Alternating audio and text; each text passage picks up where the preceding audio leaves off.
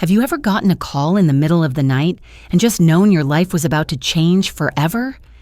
It was 3:07 a.m. when my sister called, her voice shaking. Mom collapsed. She kept asking for you. But when I got there, Mom wasn't in a hospital bed. She was calmly sipping tea like nothing had happened. No oxygen tank, no doctors, just a perfectly staged breakfast table and a stack of documents with my name on them.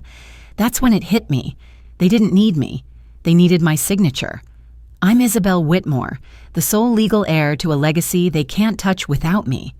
And they thought I wouldn't fight. But here's the twist. I found the proof. A forged signature, misspelled with one L, and a voice recording where my own family says, "She still thinks we love her. Use that." If you've ever felt manipulated by the people closest to you, this story will show you how to spot the lies, protect your name, and take your power back. But watch now, because if you wait, they might take more than just your trust. They might take everything. Before we dive into the story, I'd love to get to know you a little better. Drop a comment below and let me know where you're watching from. That way, I can send you a special shout out. Now let's begin our story together. The ring was sharp, unnatural, like someone had dropped a metal spoon onto tile. I blinked at the red digits on the clock. 3:07 a.m. I reached blindly for the phone. Only two kinds of calls happen at that hour. One means someone's gone, the other means someone's about to. It was Vanessa. My sister hadn't called me in months. I heard a sniffle before her voice cracked through the speaker. "Isabel, it's Mom. She collapsed. They're taking her to St. Augustine Memorial." I sat up so fast the comforter tangled around my legs. "What happened?" She couldn't breathe. Then she just dropped. She kept asking for you. "Please, just come." That was all it took. In the haze of worry or guilt, I couldn't tell which, I moved without thinking. I threw on the first pair of jeans I found, grabbed a sweatshirt, stuffed clothes, and a half-charged charger into my duffel. No makeup, no toothbrush, just my keys and the weight pressing on my chest. Outside, the air was thick with late summer heat, even at that hour. I started the car, and the radio flicked on with some midnight AM station, mumbling about coastal humidity and patchy fog on R16. I drove past empty gas stations and silent neighborhoods, the kind that all blur together when the world's asleep and only your thoughts are awake. By mile 30, the adrenaline wore off, replaced by a kind of mental autopilot. I hadn't been home in years, not since the funeral. Savannah felt like another lifetime, but hearing Vanessa's voice tremble like that, hearing that Mom wanted to see me, I wanted to believe it. The fog thickened as I crossed into Chatham County. Pine trees stood like sentinels along the highway. My headlights barely touched their trunks. By the time I reached the hospital parking lot, the sky was lightening to a dull gray, as if the sun didn't want to commit to rising. Inside, the hospital smelled like lemon antiseptic and machine oil. A young woman at the front desk glanced up, eyes soft but unreadable. "I'm here for Diana Whitmore," I said, voice already sounding foreign. "She was brought in this morning, collapsed. My sister said..." She typed something into the computer, then offered a practiced smile. "I'm sorry, but we don't have anyone by that name currently checked in." My stomach turned. "Are you sure?" It would have been around 3:30, maybe a cardiac event. "No one by that name. You might try St. Joseph's across town." I stepped aside, fingers numb against the phone screen. Vanessa picked up after the second ring. "Oh, you're at the hospital." "Yes, and they said Mom's not here." There was a pause. Then her voice softened, almost too calmly. "She's better now. It must have been a panic attack or something. She didn't want to stay. Just come home, Iz. She'll explain." The call ended before I could say anything else. I drove the rest of the way on muscle memory, like the car itself remembered the turns my hands had forgotten. The fog had started to lift by the time I turned onto our old street. Hydrangeas bloomed along the edges of the Whitmore lawn like nothing had ever gone wrong there. The house looked the same, maybe too much the same. porch light still warm, windows reflecting early light. The brick steps were damp with dew, and the scent of fresh lemon polish hit me before I even opened the door. Inside, it was still, too still. Then I heard the soft clatter of dishes and the low hum of a kettle boiling. I walked toward the kitchen, heart pounding. There she was, my mother, Diana Whitmore. Wrapped in a silk robe the color of oyster shell, seated at the head of the breakfast table with a steaming cup of Earl Grey in her hands. She looked up at me with mild surprise, as if I'd arrived early for brunch. "Oh, good. You made it." I couldn't speak. Across the kitchen, the stovetop glowed under a pot of soft boiling eggs. The AC vent above me hummed cold air onto tile. The entire room felt like a showroom, pristine, untouched, as if someone had spent the last hour making it look lived in, just for me. No oxygen tank, no collapsed matriarch, just a breakfast tableau and the unmistakable feeling of being played.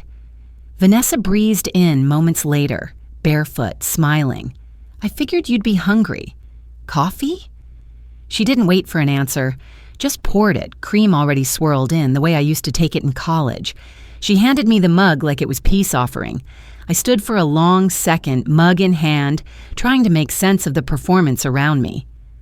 "We've been waiting," Vanessa said, that same bright tone she used at charity luncheons. "There's something we'd love your input on." And just like that, I realized something far more dangerous than a heart attack had brought me home. The smell of rosemary always reminded Toy of Thanksgiving, but that night it clung to the air like perfume worn too strongly.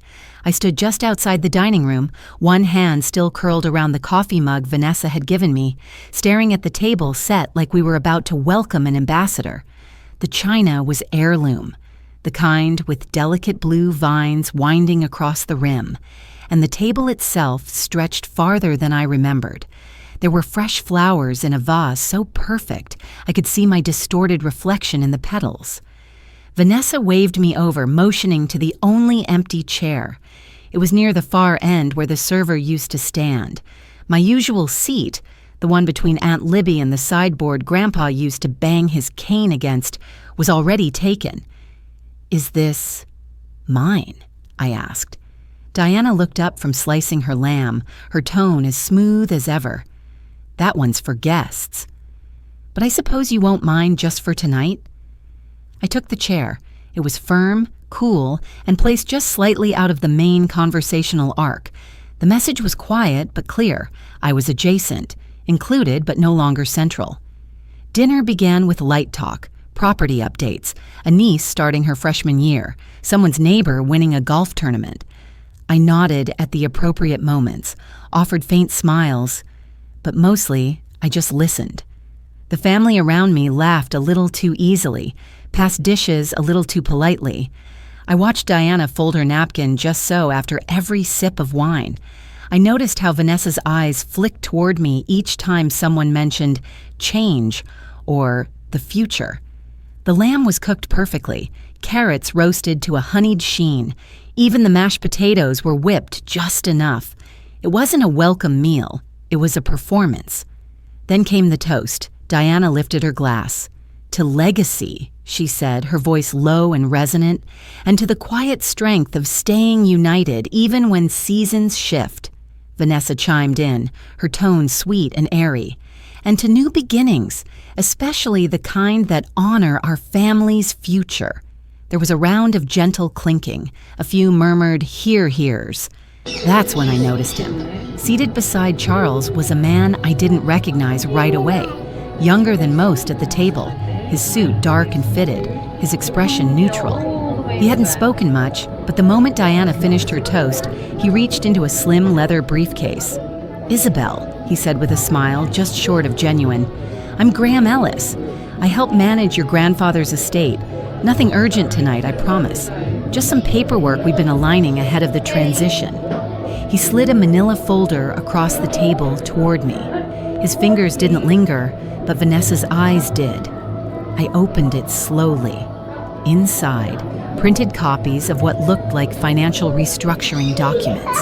At the top, bold and clear, was my full name, Isabel Lenora Whitmore, and beneath it, a signature that looked eerily familiar.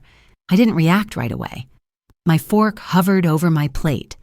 I blinked twice, staring at the curve of the signature. It wasn't mine, but it could have been. Not exact, not enough to fool me, but enough to fool a banker or an attorney or a judge. I looked up. No one said a word. They just waited. Vanessa refilled her own wine glass, her pinky extended just so. Diana took another delicate bite of lamb. Charles leaned back slightly, as if this moment didn't concern him at all. Graham folded his hands. It wasn't panic I felt. It was the kind of clarity that settles in when all illusions fall away at once. I took a sip of my own wine, dry, a little too cold, set it down gently.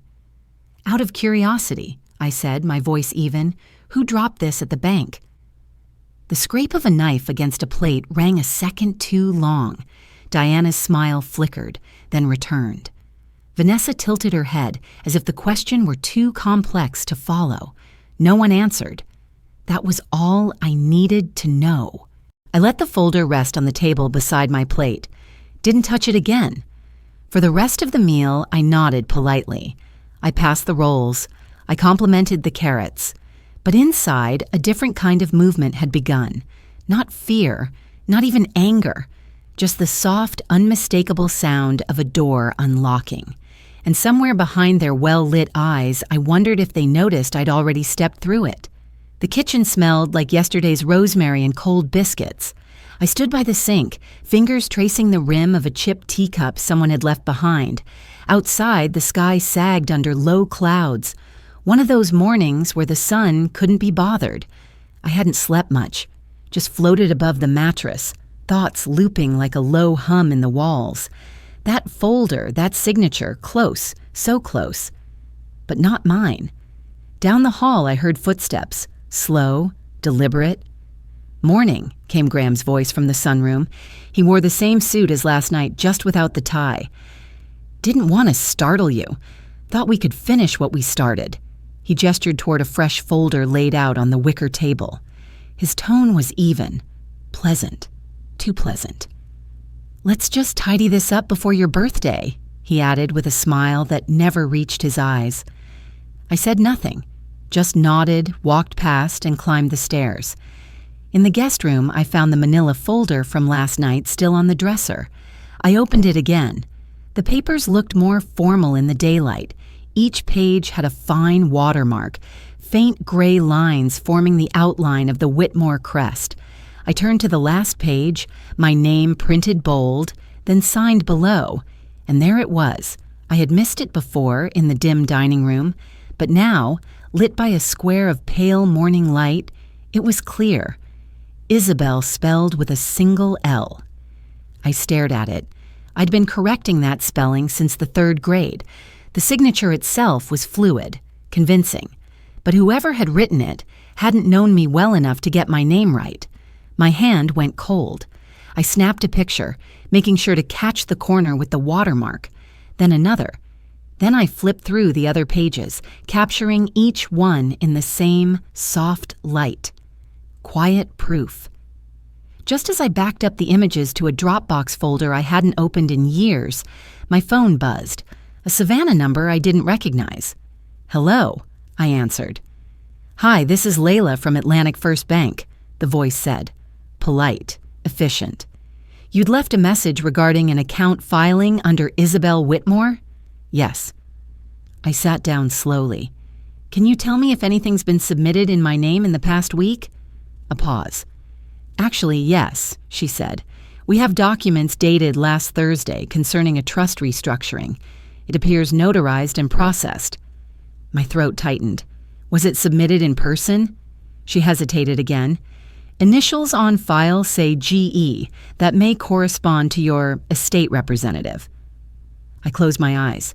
"Thank you," I said. "I'll be following up shortly." I hung up just as the doorbell rang.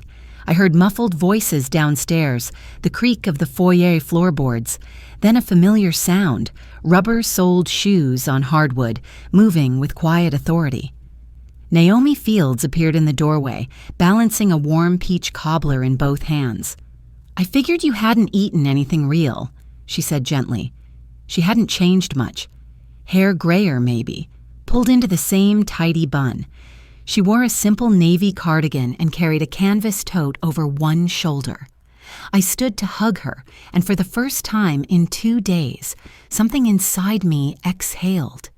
We sat on the edge of the bed, the cobbler between us, its sugary steam curling into the still air. "I heard some whispers," she said. "Didn't want to say anything until I had something solid." From her bag, she pulled 3 folded pages. One was a lawsuit notice, Langford Holdings listed as a respondent. Another was a listing for antique silverware. The third, a mortgage document with Diana and Charles's names. "A second mortgage," she said, eyes steady. "Filed 2 months ago, quietly." I blinked. "They used the house." Naomi nodded. "And they've been selling family pieces online. The silver, a mirror from the East Wing, even the music box from your great-grandmother's room." I stared at the papers. Names, numbers, signatures, all tangled into one knot I hadn't even known existed. "They don't need your money," she said softly. "Not yet. They need your name, on paper, to buy time, to keep the image intact." I said nothing, just reached for the last page in the manila folder again. "I didn't sign this," I whispered, "but they thought I might, if the timing was right, if the guilt ran deep enough." Naomi watched me, and that's when I saw it again. The misspelled name, 1 L, I pointed to it. "They got it wrong." Naomi leaned in, her breath caught. "That might be your wedge. That's not a legal match." I looked back down at the page. My signature. My name. But not mine. Not really. I stood up slowly, folding the documents, slipping them into a new envelope I labeled with today's date.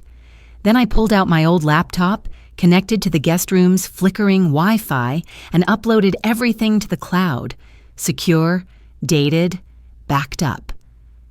"Naomi," I said, turning to her, my voice even now, "if they've already submitted this, how do I make sure it doesn't stick?"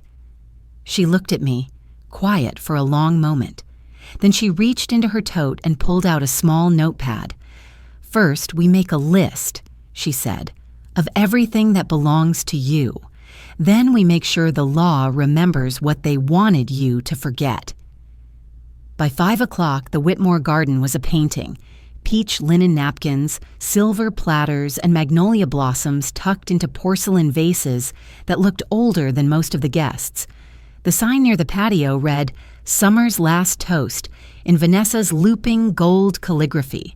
Cicadas hummed beneath the low jazz, slipping from vintage speakers, and the August heat clung to the air like an old secret. I wore a soft blue sundress I'd left in the back of the closet years ago. It still fit, though a little tighter around the shoulders. Diana would call that carriage. She always had a way of complimenting you sideways. As I moved through the garden, people smiled like nothing was amiss. Vanessa floated from group to group, laughing, touching elbows, offering compliments like hors d'oeuvres. I saw her pause to fix a crooked candle on the appetizer table. She had always been good at details, especially the ones that helped her control the narrative. "Isabel," she called across the lawn, "don't be a stranger. Come meet the Rutherfords. They just invested in the new wing." I smiled and waved, but made no move to join them. Instead, I wandered toward the lemonade station where Diana was mid-conversation with someone about preservation tax credits. Her voice was light, effortless. I waited for her to glance my way. When she did, she lifted her glass like a queen acknowledging a courtier. Not warmth, recognition. "Darling," she said once the other guest drifted off, "you've been so poised through all this. It means more than you know." "Of course," I replied. "It's important to keep the family intact." Her eyes lingered on mine just a breath too long before she nodded and turned back toward the buffet. I knew what this was. This wasn't celebration, it was maintenance. The guest list had been curated to reinforce alliances, the music chosen for mood, the outfits pastel enough to mute tension, and I, once again, had been dressed and placed like a prop. Graham joined me later near the hydrangeas. He was in a pale seersucker blazer and sipping something too amber for summer. "You've handled this with grace," he said. "Most people would panic." "Is that what you expected?" He chuckled, looking toward the sunset. "Number. But you're not most people." Then he added, a little too casually, "Once everything's in the system, no one can touch it. Just a matter of time now." I nodded slowly, letting my silence be agreement. He tapped his glass against mine. "To the next chapter." I clinked back, all smiles. The old saying rang in my ears, "Never show your cards unless you're holding the whole hand." As the sun dipped lower, Naomi arrived. She wore an oatmeal-colored blouse and wide-brimmed hat that made her look more like a visiting professor than a guest. She didn't approach anyone, just circled the edge of the gathering, observing like a seasoned scout. When she finally made her way to me, it was brief. "Nice turnout," she murmured, handing me a folded napkin. Inside, something small and hard. "A thank you token?" I asked. She smiled faintly. "From someone inside, they wanted you to have it." Then she slipped away, vanishing into the soft murmur of clinking glasses and polite applause as Diana raised another toast. I waited until twilight settled, then slipped upstairs to the room I hadn't slept in since college. The walls were still the same pale green. The ceiling fan squeaked softly, same as it had when I used to lie awake at night, wondering if I'd ever get out of this place. I unfolded the napkin, a flash drive.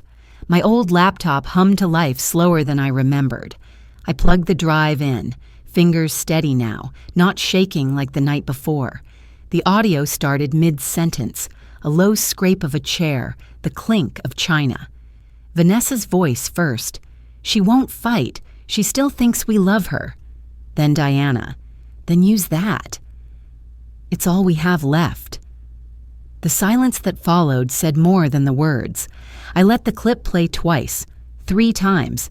Each time it stung less and clarified more.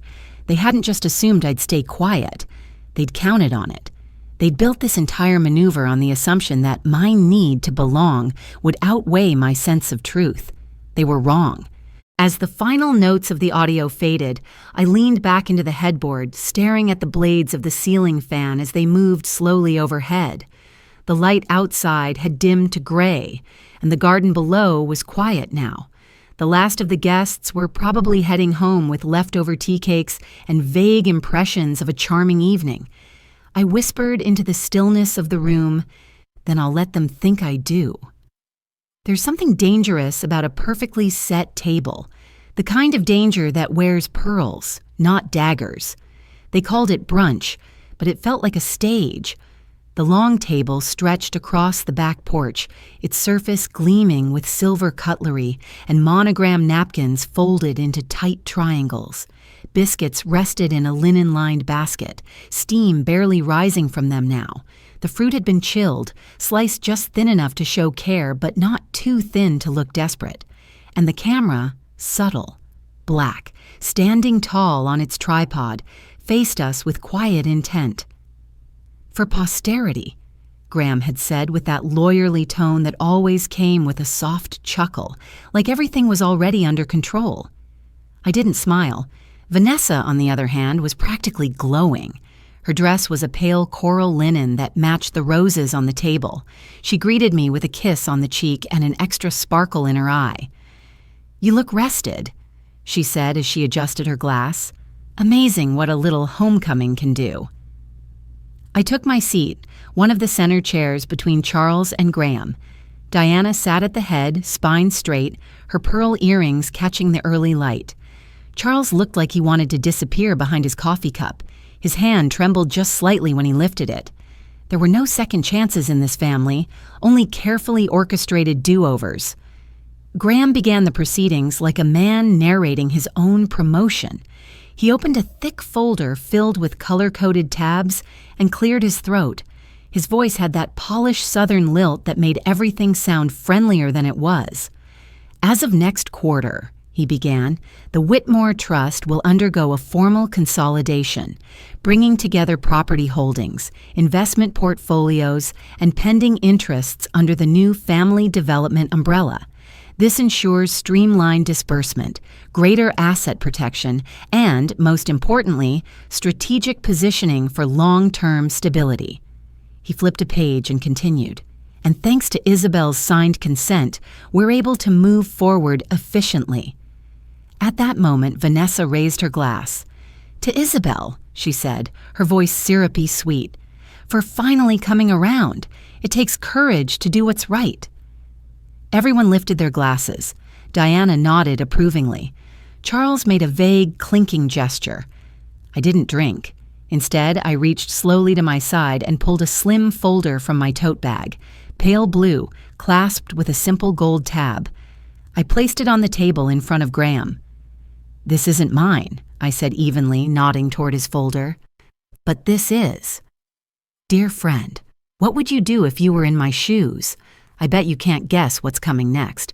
But before we go any further, drop a 5 in the comments if you're still with me, because what happens next might just leave you speechless." Graham hesitated.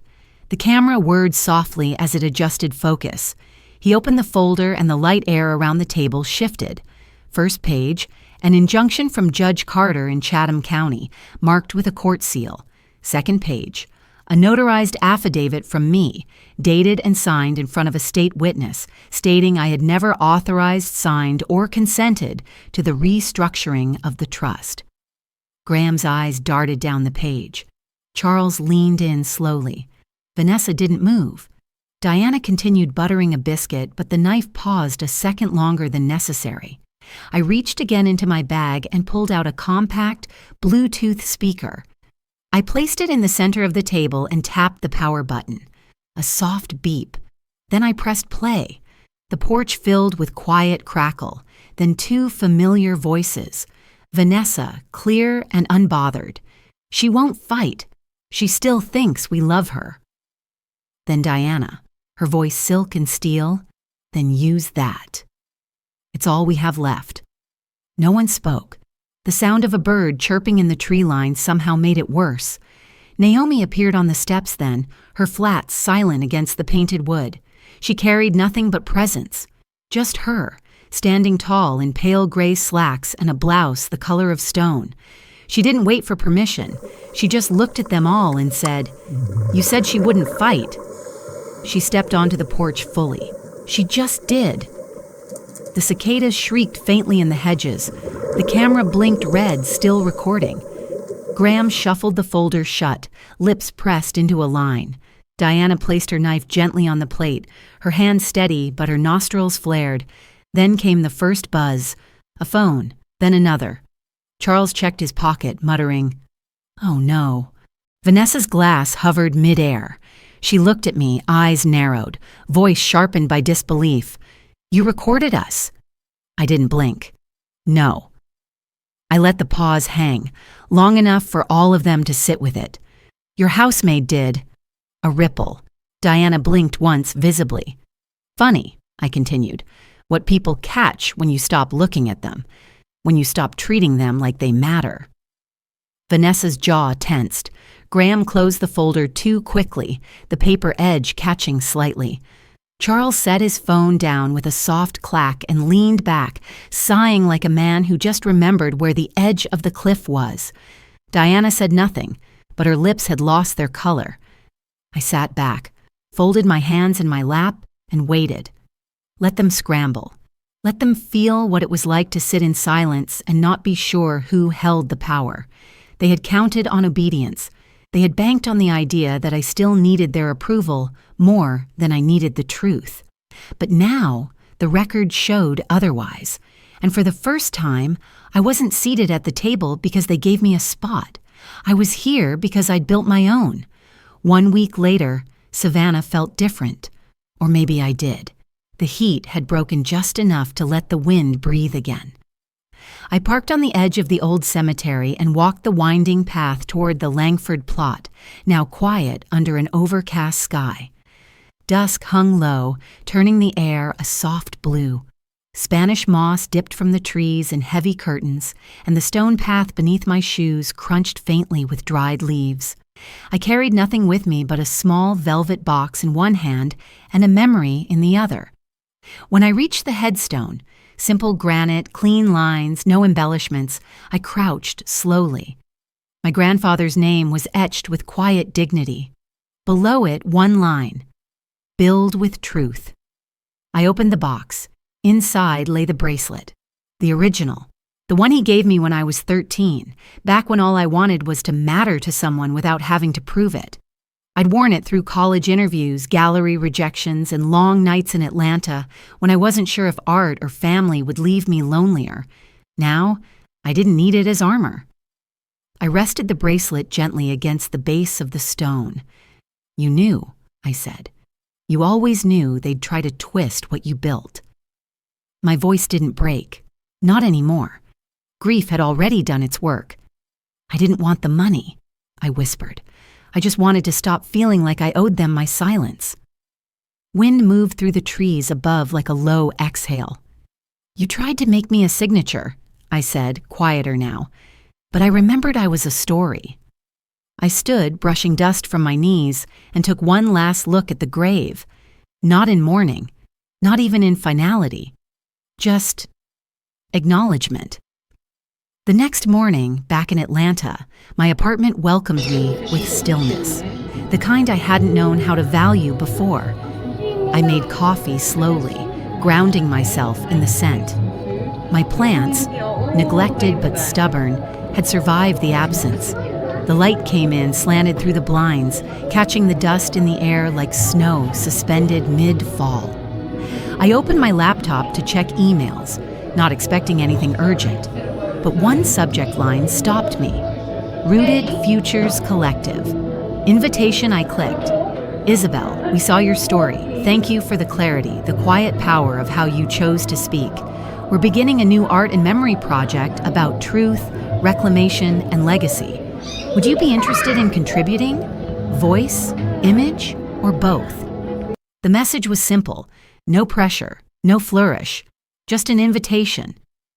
I sat for a moment, hands resting on the keyboard, thinking not about revenge or justice, but about growth. I typed one word in response: interested. The click of send was quieter than I expected, but something inside me settled. Naomi called that afternoon. She didn't say much. Neither did I. But when she asked how I felt, I told her the truth. Lighter. Not finished, but freer. She smiled through the line. "That's how healing works. Not loud, just real." I walked to my studio later, a modest space tucked above a coffee shop. The windows were high, the walls blank. The canvas on the easel waited for something new. No deadlines, no clients, just possibility. I pulled out a set of charcoal pencils and stood in front of the canvas. My hands hovered for a second, then moved. I didn't draw a name. I drew a window, wide open. The curtains pulled back, light spilling in from a source you couldn't see, only feel. I stayed there for a long while, letting the silence be more than absence, letting it be space. Outside, the world moved on. News traveled. I heard Bernard was being formally investigated. His firm issued a statement about compliance restructuring. Vanessa? She scrubbed her online presence clean. Diana released a note about wellness leave and was reportedly heading to a mountain retreat with no reception. None of it surprised me. I didn't need retribution, just distance. They built their kingdom on borrowed names. I walked away with my own. And the truth? They faked love to take my name. I faked silence to take it back. Sometimes the most powerful thing you can do is walk away, not in anger, but in clarity. I didn't need to win their game. I just needed to remember I had the right to my own name, my own story. In this life, silence isn't always surrender, and family isn't always defined by blood, but by who sees your worth without needing proof. Forgiveness doesn't mean forgetting. It means choosing peace over bitterness, growth over vengeance. And when we stop asking for permission to be ourselves, we often find the freedom we were denied for so long. If this story found a quiet place in your heart, I'd love to hear what stayed with you. Feel free to share your thoughts or memories, because sometimes the truth begins when we speak it out loud.